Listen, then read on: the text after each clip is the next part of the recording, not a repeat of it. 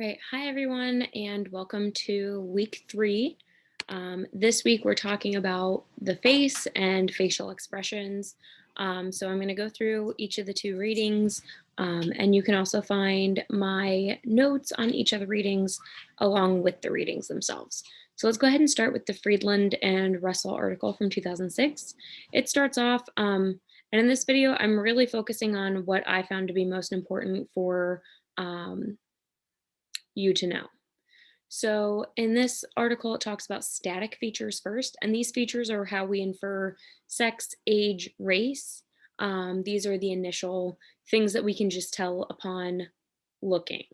And when I say sex, I mean biological sex, not gender identity or gender expression. And once gender identity and gender expression is, understood, it might, well, no,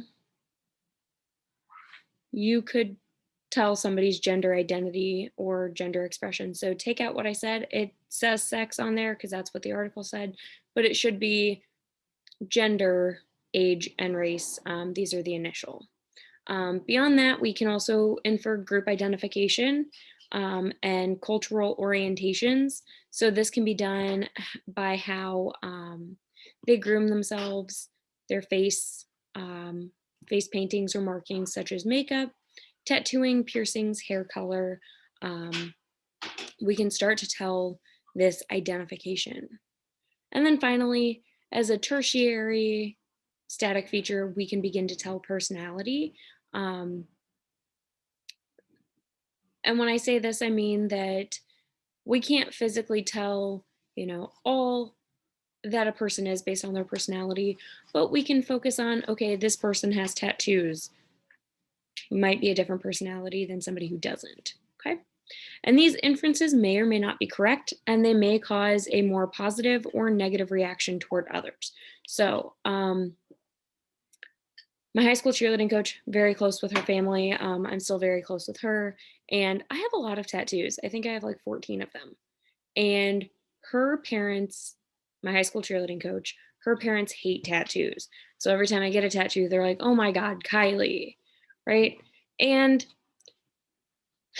they don't make such inferences about me because they physically know me, but somebody who might be of an older generation who sees that I have tattoos might make inferences about me that could be completely wrong, just based on stereotypes.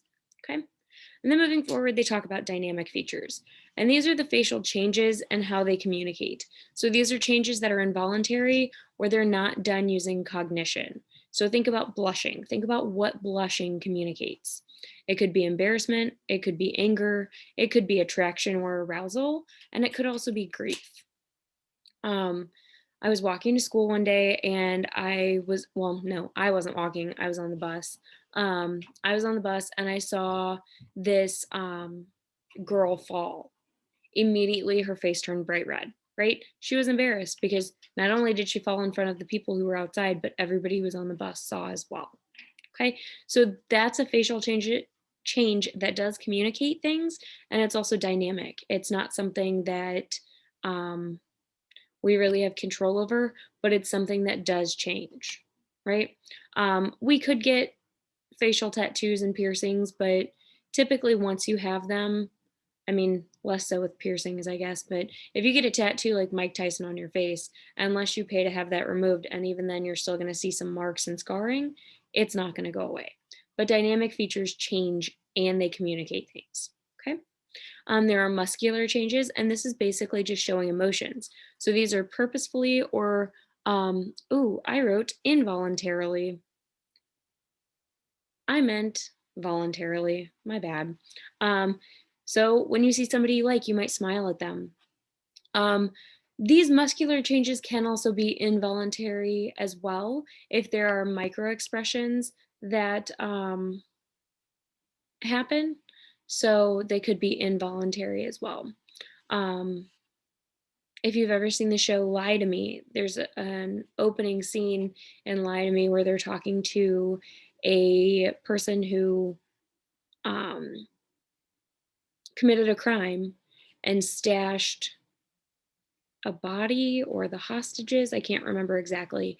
And the guy's able to tell he's lying because when he's like, well, we checked the church and there was a micro expression of a smile, right? Because he was happy that they were looking in the wrong location. Okay. So that's showing emotions.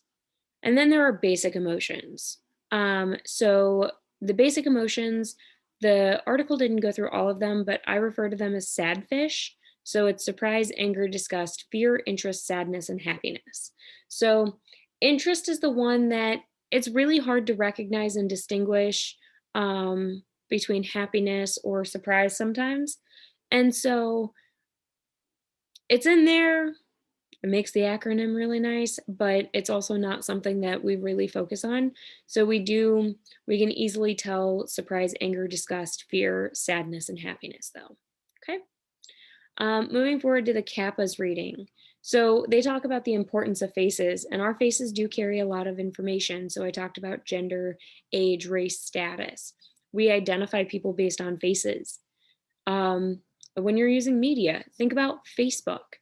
And I underlined the word face in the notes because it wasn't named that as a coincidence. They named it Facebook because it started as a way for headshots or people's school pictures to be posted, and they would go through and rate if those people were hot or not, right? So it started, and it started this trend of profile pictures because our faces attract this special attention. Infants, hours after birth, are able to imitate facial expressions, and this is huge because we can talk to them and say, "Oh, I love you. You're so great," but they're not going to say that back to us. They can't imitate our words, but they can imitate our faces. So a little bit of background on facial expressions. Um, it started with Darwin, and Darwin studied facial expressions from a biological standpoint and came up with what we now call the facial feedback hypothesis.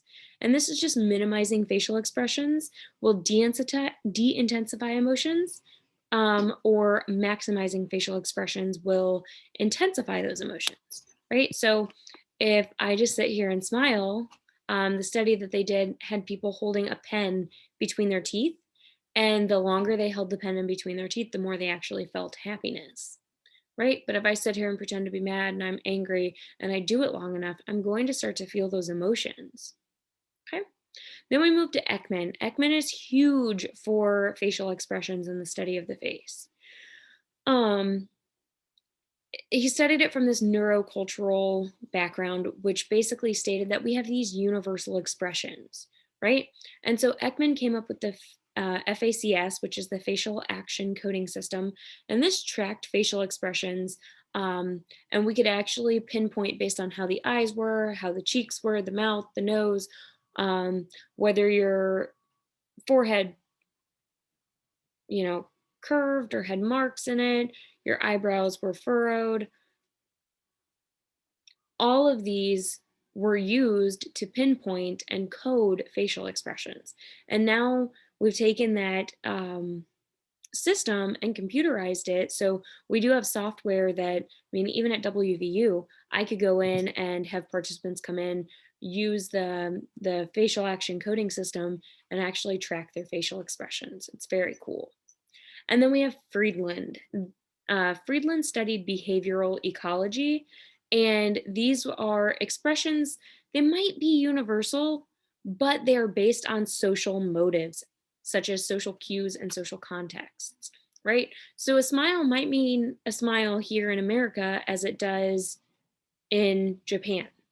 That's the universal aspect. However, why you're smiling really matters and is really the point for the emotion. So it's important to understand that um,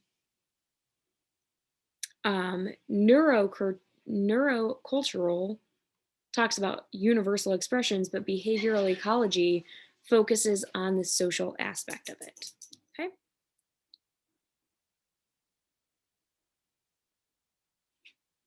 Let's see. I don't know that I mentioned this is the Kappa's article. Sorry. Um, There's also basic or discrete emotions. These are innate, specific physiological, expressive, and subjective responses, right? So a discrete emotion is I might just smile, right? It's subjective, it's physiological, it's one of the sad fish emotions. But then we start getting into appraisals, and these are as emotions emerge, or not as emotions emerge, but emotions emerge as response patterns from evaluating situations. So if we see a bear, we become fearful, right? We see the bear. That's the response pattern, or that's the situation. We evaluate it, and the emotion emerges fear. However, when you get into dimensional emotions, you first appraise the core affect, right? So you first appraise, okay, I'm fearful. And then you differentiate the actual emotion based on the valence and arousal. Okay, so the valence is going to be either positive or negative. The arousal is going to be high or low. So if we see a bear, we're fearful. And then we might evaluate that for the actual emotion based on a high valence or not positive, a negative valence, because that's fearful. This bear could kill me, and my arousal level might be high. Okay. Seeing a crush. At first, we're happy. That's the initial. And then the valence might be positive because it's our crush, right? We're so excited to see them. And then the arousal might also be high. So this might actually be excited rather than just happy. Okay. And then finally, we end on encoding and decoding. So with facial expressions, we think we're really good at hiding emotions or, you know, playing the part of being positive or happy, but really we're not as good as we think. And we also aren't always as good as we think at decoding emotions. And that's where we need to try as a society to get better because, as I mentioned earlier, our facial expressions really do show a lot of information. Okay. As I mentioned, these notes are posted on eCampus with the readings, so you're welcome to take a look at my notes. If there's anything you can't read, just shoot me an email. I'll be happy to answer anything. Um, and yeah, best of luck on discussion posts this week. And if you have any questions along the way, don't hesitate to reach out. All right, have a great week.